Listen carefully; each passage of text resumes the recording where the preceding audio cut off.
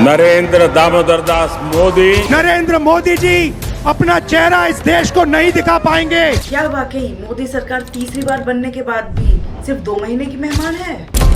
दिल्ली की गद्दी क्या सच में बिहार से हिल सकती है? नरेंद्र मोदी नाम वही, नरेंद्र दामोदर दास मोदी, लेकिन कहानी इस बार बिल्कुल अलग है। तीसरी बार प्रधानमंत्री बन तो गए, लेकिन सरकार में पहले जैसी मजबूती नहीं है। अब और नहीं लूट सकता हूँ, इस्तीफा दे रहा हूँ। कुर्सी अब उनके हाथ में नहीं बल्कि दूसरों के रहमो करम पर टिकी है। इतिहास गवाह है कि जब भी सहयोगी पलटे और हमारे तो मुख्यमंत्री इतना बार पलटी मारे, दिल्ली की सत्ता हिली है। क्या बिहार 2025 वही जंग बनने वाला है? तो सबसे बड़ा सवाल यही है कि मोदी जी बच पाएंगे या उनकी तीसरी पारी बन जाएगी उन्हीं की सबसे बड़ी हार। और अगर आप जानना चाहते हैं क्यों दिल्ली की सत्ता अब डगमगा रही है, क्या सच में मोदी के लिए बड़ा खतरा है, तो चलिए अब समझते हैं इसे पूरी वीडियो के साथ। कहानी शुरू होती है 19 अप्रैल 2024 से, जब लोकसभा चुनाव की वोटिंग शुरू हुई थी। मोदी जी और उनकी पूरी मशीनरी ने पूरे देश में नारा लगाया, अब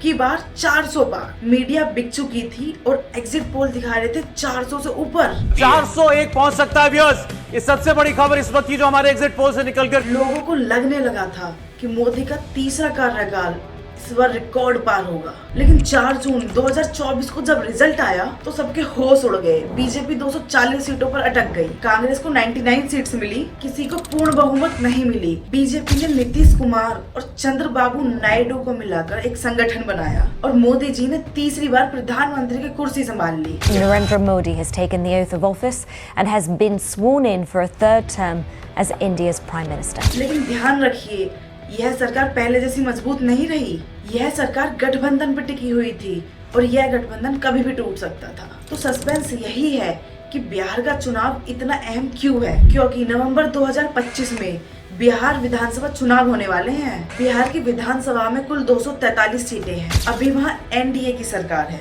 बीजेपी, जेडीयू और छोटे छोटे दलों का कॉम्बिनेशन। 125 सीटें इनके पास हैं, लेकिन 4 सीटें कम हुई तो सरकार गिर जाएगी। और यही 4 सीट बिहार ही नहीं दिल्ली की सत्ता भी हिला सकती है, क्योंकि महागठबंधन तेजस्वी यादव और कांग्रेस जीत जाता है तो नीतीश कुमार पाला बदल देंगे। नीतीश को मालूम है कि बीजेपी के साथ रहेंगे तो उनकी कुर्सी खतरे में है। अगर वो कांग्रेस तेजस्वी यादव के साथ चले गए तो उन्हें फिर से मुख्यमंत्री बनाया जाएगा, क्योंकि बदले में नीतीश कुमार अपनी 12 लोकसभा सीट्स मोदी से खींचकर कांग्रेस को दे देंगे। अब सोचो, मोदी के पास 293 सीट हैं, नीतीश निकल गए तो 281 बचेंगी। और इसी मौके पर अगर चंद्रबाबू नायडू को राहुल गांधी ऑफर कर दे आपको प्रधानमंत्री बना देंगे, तो वह भी अपनी 16 सीटों समेत कांग्रेस के साथ चले जाएंगे। तो अब क्या होगा? बीजेपी की सीट गिरकर 265 पर आ जाएगी और मोदी सरकार गिर जाएगी। तो महाराष्ट्र से भी एकनाथ शिंदे अपना पाला बदल देंगे, क्योंकि उन्हें अभी तक असली कुर्सी नहीं मिली है। वो कांग्रेस से सीधा सीएम का वादा लेकर उधर चले जाएंगे। इसका मतलब साफ है, बिहार की चंद सीटें दिल्ली की सत्ता बदल सकती हैं। इतिहास गवाह है,